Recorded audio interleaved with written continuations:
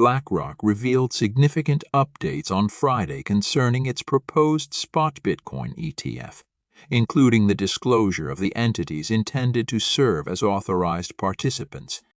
The asset management giant has outlined plans to enlist JPMorgan Securities and Jane Street as authorized participants, as indicated in a filing made on Friday.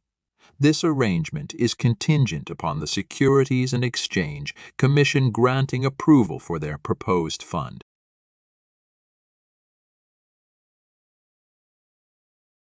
Authorized participants, referred to as apps, possess the privilege to create and redeem shares of an ETF. These entities have the capability to exchange ETF shares for a corresponding selection of securities that mirror the ETF's holdings or exchange them for cash. Close observers of ETF developments, such as Bloomberg Intelligence analysts James Seyffart and Ark Balchunas, have been closely monitoring new S1 filings to track which firms are chosen as apps. This disclosure is viewed as one of the final steps before the SEC renders its decision.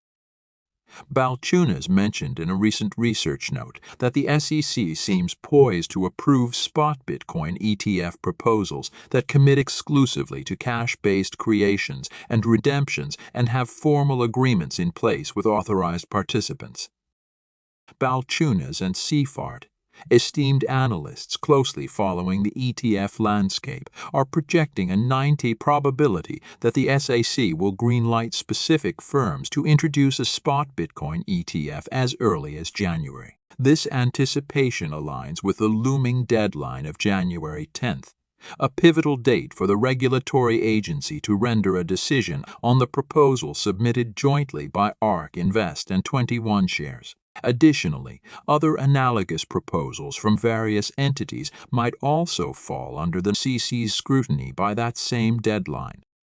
In recent maneuvers, Ark, 21 Shares, and VanEck have all resubmitted their S1 filings on distinct days, Thursday and Friday respectively. Notably, within these filings, neither Ark nor 21 Shares have divulged the identities of their authorized participants. Regulatory guidelines permit firms to defer disclosing apps until the effective prospectus is found. Seyffart elucidated in a post on X that this procedural step essentially signals readiness for the firms to commence operations.